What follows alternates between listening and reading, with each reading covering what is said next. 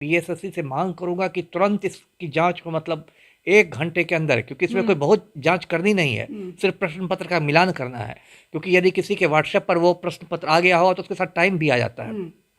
परीक्षा शुरू होने के पहले के टाइम में वो प्रश्न पत्र वायरल हो रहा है, तो इसमें फिर जांच क्या करनी है फर्दर, तो और तुरंत ये परीक्षा रद्द की जाए। पलटू राम के रहते तो दोषियों को कोई सजा मिलने वाली है नहीं, क्योंकि जो पूरा शिक्षा माफिया है बिहार का, उसके संरक्षक पलटू राम है। इस नीतीश कुमार के करीबियों का एक शिक्षा माफिया बना हुआ है और लगातार वो पेपर लीक करा रहा है और लाखों लाख में ये पेपर बिकते हैं, पदों की बिक्री हो रही है खुलेआम। इन लोगों ने मतलब एक बाजार खोल दिया है। आप चप्पल में कहते आने के लिए ये भी कर सकते थे कि नंगे पैर ही आइएगा, जैसे आदमी मंदिर में चप्पल जूते खोल के जाता है, ऐसे कहते थे कि परीक्षा केंद्र को भी मंदिर ही मान के नंगे पैर घूमिए। पिछली बार जब 8 मई को जब पेपर लीक हुआ था तो तेजस्वी जी उसे विपक्ष के नेता थे, उन्होंने कहा था कि सबको आने जाने में खर्च हुआ है, पेपर लीक हो गया, ये है वो, 5-5 हज़ार रुपए सभी को मुआवजा मिलना चाहिए, राज्य सरकार दे।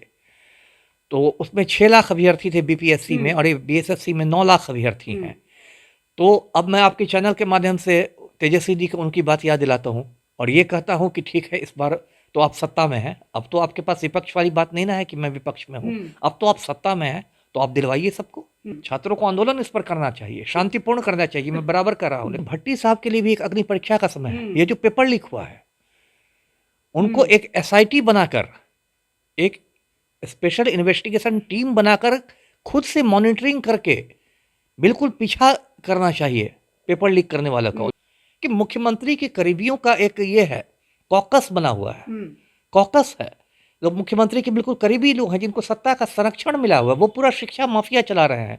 वो बीएसएससी का पेपर लीक करते हैं, वो बीपीएससी का पेपर लीक करते हैं और उनमें ये भावना आ गई है जो कहते हैं ना कि सैया भाई कोतवाल, हमारा क्या होगा, मुख्यमंत्री ही हमारी जेब में है। पलटू राम को तो मैं सुझाव दूंगा कि कमंडल लेके हिमालय चले जाएं, है ना, अब किसी कंदरा में तपस्या शुरू करें।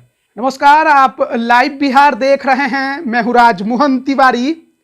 बिहार में क्या हो रहा है, पहले बीपीएससी का पेपर लीक हुआ और अब बिहार कर्मचारी चयन आयोग के सचिवालय सहायक का भी पेपर आज लीक हो गया। प्रथम पाली की जब परीक्षा देकर परीक्षा केंद्रों से अभ्यर्थी बाहर निकले तो सोशल मीडिया में घूम रहे प्रश्न पत्रों को देखकर एकाएक चिल्लाने लगे कि यही तो प्रश्न उनसे पूछे गए थे। अब बताइए कि बिहार में अब क्या होगा, क्या नहीं होगा और हो क्या रहा है, इसी पर बात करेंगे। हमारे साथ पूर्व आईपीएस अमिताभ दास जी हैं। बिहार का कुछ होगा? अब ये तो मैं क्या बताऊं, मैं तो बोल बोल कर थक गया हूं। ये तो एक कहते हैं ना कि कुत्ते की दुम टेढ़ी की टेढ़ी, है ना, कुत्ते की दुम जो होती है वो सीधी नहीं हो सकती, आप कितना भी जोड़ लगा लीजिए। तो बिहार की वही स्थिति हो गई है। मजाक, यहाँ की परीक्षाएं देखिए मजाक बन गया। अभी 8 मई को परीक्षा हुई थी बीपीएससी की 67वीं संयुक्त परीक्षा जो है उसका पीटी हुआ था, प्रारंभिक परीक्षा, उसमें पेपर लीक हो गया। फिर उसमें आर्थिक अपराध इकाई ने जांच क्या की, कुछ टुटपुजिए लोगों को पकड़ा और कुछ हुआ नहीं। अब देखिए ये बीएसएससी की आज परीक्षा थी और 11:30 बजे से ही, जो मेरी जानकारी है, 11:30 बजे से ही सोशल मीडिया पर प्रश्न पत्र वायरल होने लगे और अब जो लोग अभ्यर्थी परीक्षा दे के निकल रहे हैं वो पुष्टि कर रहे हैं कि हाँ भाई यही प्रश्न पत्र थे। तो अब इससे बड़ा मजाक क्या हो सकता है। ये तो मैं आपके चैनल के माध्यम से बीएसएससी से मांग करूंगा कि तुरंत इसकी जांच को मतलब 1 घंटे के अंदर, क्योंकि इसमें कोई बहुत जांच करनी नहीं है, सिर्फ प्रश्न पत्र का मिलान करना है। क्योंकि यदि किसी के व्हाट्सएप पर वो प्रश्न पत्र आ गया हो तो उसके साथ टाइम भी आ जाता है। परीक्षा शुरू होने के पहले के टाइम में वो प्रश्न पत्र वायरल हो रहा है, तो इसमें फिर जांच क्या करनी है फर्दर, तो और तुरंत ये परीक्षा रद्द की जाए। और अब दोषियों को जो सजा दिलाने की बात है, तो पलटू राम के रहते तो दोषियों को कोई सजा मिलने वाली है नहीं, क्योंकि जो पूरा शिक्षा माफिया है बिहार का, उसके संरक्षक पलटू राम है।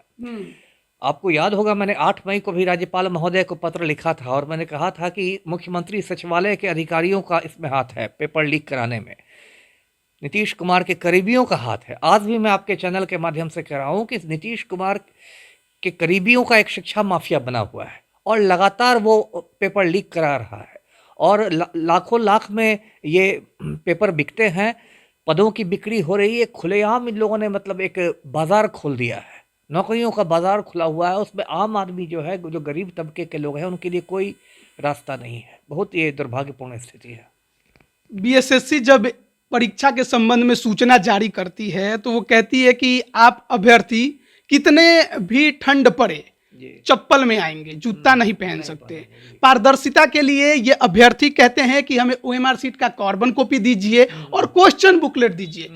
बीएसएससी को लगता है कि इससे उसकी जो गोपनीय चीजें हैं वो लोगों के सामने आ जाएंगी, वो देने से इनकार कर देती है।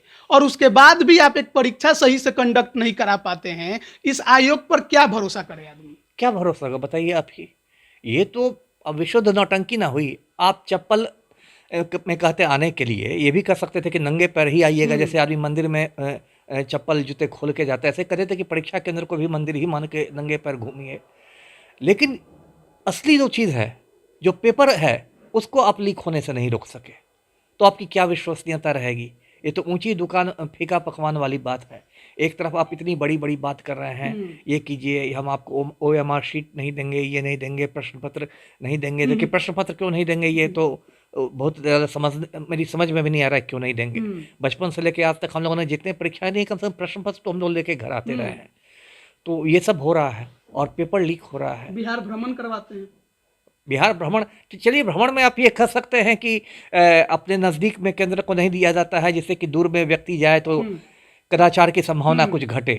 तो वो खैर मैं बहुत उसको गलत नहीं मानता, उसकी इसमें ठीक है। अररिया का आदमी हो सकता है किसी को रोहतास पड़ जाए तो थोड़ा उसको दिक्कत हो जाए, लेकिन चलिए वहाँ तक है। लेकिन अब इसमें पेपर लीक कर गया, अब क्या आपकी विश्वसनीयता रही?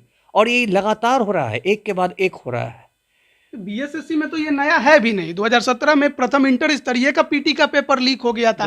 उस दौरान आयोग के जो तमाम पदाधिकारी थे उन पर कार्रवाई की गई। अध्यक्ष महोदय तो 3 साल से अधिक वर्षों तक जेल में रहे। वही आप देख रहे हैं ना। और देखिए मैं ये भी याद दिला दूं आपके मतलब दर्शकों को कि पिछली बार जब 8 मई को जब पेपर लीक हुआ था तो तेजस्वी जी उसे विपक्ष के नेता थे, उन्होंने कहा था कि सबको आने जाने में खर्च हुआ है, पेपर लीक हो गया, ये है वो, 5-5 हज़ार रुपए सभी को मुआवजा मिलना चाहिए, राज्य सरकार दे। तो उसमें 6 लाख अभ्यर्थी थे बीपीएससी में और बीएसएससी में 9 लाख अभ्यर्थी हैं। तो अब मैं आपके चैनल के माध्यम से तेजस्वी जी को उनकी बात याद दिलाता हूँ और ये कहता हूँ कि ठीक है, इस बार तो आप सत्ता में हैं, अब तो आपके पास विपक्ष वाली बात नहीं ना है कि मैं विपक्ष में हूँ, अब तो आप सत्ता में हैं, तो आप दिलवाइए सबको। यदि कोई गरीब परिवार का लड़का इतना सैकड़ों रुपए खर्च करके आता है, जाता है, उसमें टिकट लगता है, बस का, ट्रेन का भाड़ा, तो उसका फिर परीक्षा ये प्रश्न पत्र लीक हो जाता है, फिर दोबारा आएगा तो फिर सब उसको हर्जाना दीजिए। और सबसे बड़ी बात, पलटू राम का कोई बयान आया है कि नहीं? पलटू राम का बयान भी नहीं आया। बीएसएससी की तरफ से कोई बयान नहीं आया है, बताइए। और ये पलटू राम को देखिए, ये प्रधानमंत्री बनने के सपने देख रहे हैं, है ना। इनके जो दलाल हैं, चमचे हैं, वो कहते हैं कि अरे नीतीश कुमार तो पीएम मटेरियल है ना। अरे एक प्रदेश आपसे संभाल नहीं रहा है, आप भारतवर्ष संभालिएगा, आप कश्मीर से कन्याकुमारी संभाल लीजिएगा। एक प्रदेश में आपकी परीक्षाएं ठीक से नहीं हो रही है, ये तो मजाक बन गया है बिहार में, मजाक बन गया है। और इसमें छात्र का आंदोलन नहीं होगा तो क्या होगा? छात्रों को आंदोलन इस पर करना चाहिए, शांतिपूर्ण करना चाहिए, मैं बराबर कर रहा हूँ, लेकिन आंदोलन करना चाहिए। को लेकर हमेशा ये छात्र तो सड़क पर उतरते ही हैं, लेकिन नीतीश कुमार की पुलिस भी तो है, लाठी भी चलाना है, कुछ भी मांग करो तो मानना नहीं है, पारदर्शिता को लेकर आवाज उठाए तो उनको दबा देना है। लेकिन सवाल तो यही उठता है ना कि आपसे कुछ हो नहीं रहा। बिल्कुल। और देखिए मैं अब ये भी कहूँगा, एक अब हमारे डीजीपी साहब हैं, भट्टी साहब, नए डीजीपी बने, मैं उनका बहुत सम्मान करता हूँ। ये मैं समझता हूँ कि भट्टी साहब के लिए भी एक अग्नि परीक्षा का समय है। ये जो पेपर लीक हुआ है, उनको एक एसआईटी बनाकर, एक स्पेशल इन्वेस्टिगेशन टीम बनाकर खुद से मॉनिटरिंग करके बिल्कुल पीछा करना चाहिए पेपर लीक करने वालों का। उन्होंने अपनी पहली बैठक में कहा ना, भट्टी साहब ने, कि अपराधियों को दौड़ाइए, नहीं तो वो आपको दौड़ाएगा। ये सही बात है। तो अब तो भट्टी साहब के लिए समझिए कि एक तरह से पहली ये चुनौती है कि भाई बीएसएससी का पेपर लीक कर गया, जैसे 9 लाख अभ्यर्थी थे, पूरे बिहार के कोने कोने से लड़के लड़कियां इसमें प्रभावित हुए हैं। तो उनको तो चाहिए कि अपने मतलब खुद नहीं भी उसके हेड रहे हैं तो अपने मॉनिटरिंग में वो एक एसआईटी का गठन कराए और इसमें एकदम जो कहते हैं बिहार में ना कि सत्तू बांध के पीछे पड़ जाए दोषियों के, और उनको दंडित करवाएं। पीछे पड़ जाए अलग बात है। एक तो 67वीं पीटी का पेपर लीक हुआ, आपने क्या जांच की, पूरी दुनिया देख रही है। बड़ी मछलियां फंसी कहाँ? बिना बड़े अधिकारी, बिना बड़े नेता के, बिना आयोग के अधिकारियों के मिली भगत के क्या ये पेपर लीक हो सकता है? हो ही नहीं सकता है, हो ही नहीं सकता है। ये तो मैं कह ही रहा हूं कि मुख्यमंत्री के करीबियों का एक ये है, कॉकस बना हुआ है, कॉकस है, जो मुख्यमंत्री के बिल्कुल करीबी लोग हैं, जिनको सत्ता का संरक्षण मिला हुआ है। वो पूरा शिक्षा माफिया चला रहे हैं। वो बीएसएससी का पेपर लीक करते हैं, वो बीपीएससी का पेपर लीक करते हैं, और उनमें ये भावना आ गई है जो कहते हैं ना कि सैया भाई कोतवाल, हमारा क्या होगा, मुख्यमंत्री ही हमारी जेब में है, जो करना हो करो। रोड पर लाठी खाते रहो, रोड पर आंसू गैस के गोले छूटते रहेंगे और मार खाते रहेंगे। अब कायदे से बीएसएससी को क्या करना चाहिए? अभी तक कोई बयान नहीं आया। खबर यह है कि बैठकें जारी हैं आयोग के अंदर। आज द्वितीय पाली की परीक्षा शुरू हो गई है, कल फिर परीक्षा होनी है। कायदे से तो ये वाली परीक्षा जो हुई हो गई प्रथम पाली की, इसको तत्काल रद्द करना चाहिए। कोई इसमें मतलब इसके किंतु परंतु वाली बात नहीं है। जब मिलान हो गया तो आपके पास रद्द नहीं करने का कौन सा आधार है? और वो शाम तक 5 बजे तक, अभी 3:30 के आसपास हो रहा है, 5 बजे तक इनको अनाउंस कर देना चाहिए कि वो रद्द कर दिया गया है ना। और जो कल होनी है, अब कल को ये होना चाहिए, उसको भी स्थगित करना चाहिए, है ना, क्योंकि परीक्षा तो आपकी सेम हो रही है ना। तो यदि आज की आप रद्द करें तो कल को स्थगित कीजिए, और फिर से आप नया प्रश्न पत्र को सेट करके आप प्रथम पाली और दूसरी पाली के लिए परीक्षा। जो आपके अंदर लूप होल हैं उनको भी तो खत्म करना जरूरी है, क्योंकि फिर तो आगे ऐसा हो सकता है। ये बीएसएससी के लिए नई बात नहीं है। एक तो 8 साल बाद ये सीजीएल की बहाली लेकर आए, और उसके बाद फिर आपका पेपर लीक हो। बार बार एक आयोग में ये सब चीजें हो रही हैं, मतलब कि समस्या आयोग के अंदर है। देखिए, कोई बिना इंसाइडर के मिले हुए, बिना अंदर के व्यक्ति के मिले हुए कैसे पेपर लीक हो सकता है? ये तो मतलब मोटी बात है, कॉमन सेंस की बात है ना। जब तक इसमें को कहते हैं ना, घर का जो भेदी होता है उसकी वजह से लंका जलती है। तो जब तक आयोग के अंदर के कुछ लोग इसमें नहीं इन्वॉल्व होंगे, तब तक एक आम आदमी को क्या पता है कि प्रश्न पत्र कहाँ से छपता है, कहाँ से आता है, कहाँ होता है। इसमें कुछ ना कुछ तो अंदर के, मैं ये नहीं कहता कि आयोग के सारे लोग भ्रष्ट हैं, लेकिन कुछ ना कुछ तो उसमें भ्रष्ट तत्व हैं जो पेपर को लीक कर रहे हैं।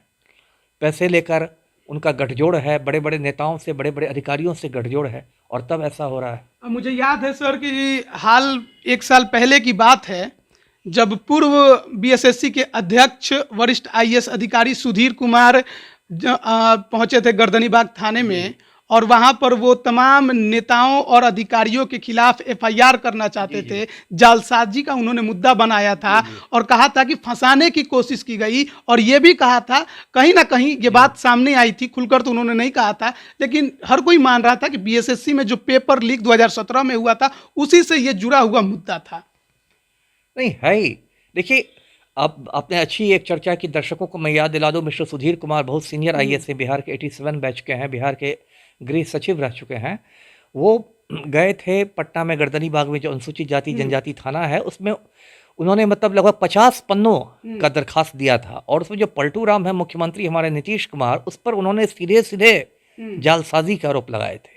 अब बिहार में देखिए सुशासन का क्या हिसाब किताब है कि थाना प्रभारी ने जब देखा कि पलटू राम को ही अभियुक्त बनाना पड़ेगा, तो थाना प्रभारी भागा थाना छोड़ के। उसने कहा कि तो मेरी समझ में अंग्रेजी आती ही नहीं है। देखिए क्या मतलब यहाँ नौटंकी चल रही है। थाना प्रभारी कह रहा है कि मेरे समझ में अंग्रेजी आ ही नहीं रहे, ये क्या है। और ठीक है, यदि मान लिया जाए 1 मिनट के लिए कि सच में थाना प्रभारी अंग्रेजी नहीं समझ रहा था, तो सीनियर लोग तो बैठे हुए हैं उससे, एसडीपीओ बैठे हुए हैं, सिटी एसपी बैठे हुए हैं, सीनियर एसपी हैं, डीआईजी आईजी हैं, पटना में तो पूरा अमला बैठा हुआ है पुलिस का। तो क्या पूरे पुलिस महकमे में किसी को अंग्रेजी नहीं समझ में आ रही थी? मतलब क्या बहाना है, क्या नौटंकी है, और इस आधार पर उनका एफआईआर नहीं लिया गया।